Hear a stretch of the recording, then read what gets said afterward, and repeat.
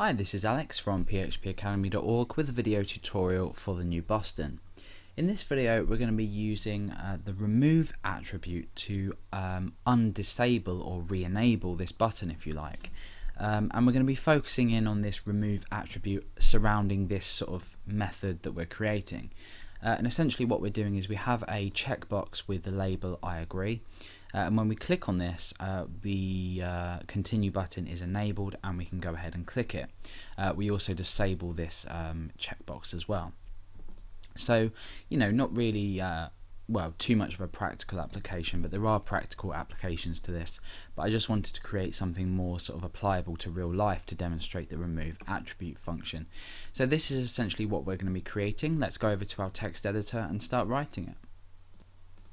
Okay, so the first thing that I'm going to go ahead and do is inside of my body area I'm going to create the checkbox itself and then also the button as well. So I'm going to make the button to be, I'm going to create the button with the attribute disabled, which will automatically disable this button.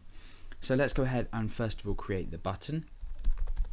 I'm going to obviously create an input with the type of button. I'm going to set a value to this, just to say continue, and I'm going to set a property disabled. We'll just show you first. In the browser it looks like this. We can click on this button. If we go ahead and set the disabled attribute to disabled and we refresh, you can see that the button is now disabled. So that's in the state that we want it. We're going to go ahead and give this button an ID of continue, which means that in jQuery we can then reference this as continue. Obviously you can use a class or you can select a button, you know, as a whole. But in this case we want it for very specific uses. It won't belong to part of a class, it's just a single item with a single ID. Okay, so now that we've done that, we just have our disabled button on our page. I'm going to go ahead and just surround the checkbox in paragraph tags. So we're going to say input type equals and checkbox. And then next to this I just want to write I agree. So now we have this checkbox here which we can check and uncheck. Again, I'm going to give this an ID just so we can reference it, and this is just going to be called agree.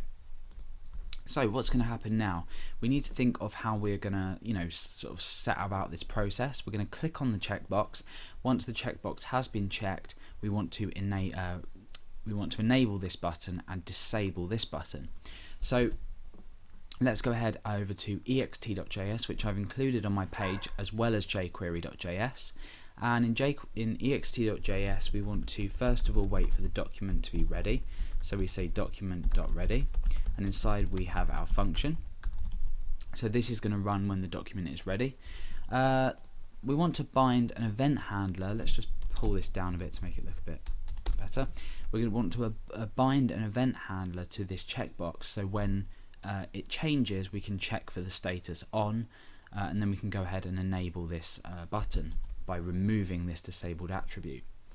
So let's go ahead and select our agree checkbox,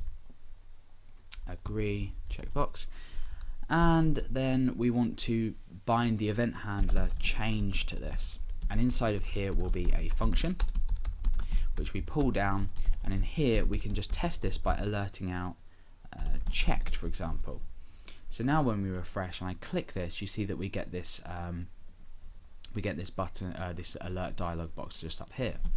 So now that we know that once we check it we can perform you know, an initial operation, and the first thing that I want to do is I want to go ahead and disable the current element. So let's go ahead and, well, actually we'll grab the state first and we'll have a look at this. So I'm going to say state is equal to this, referring to the current deselected object or element, and I'm going to say val, and that will take the value from this, the state essentially.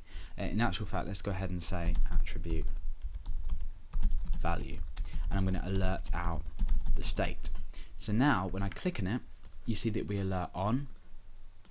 When I click on it again, you see that we alert nothing.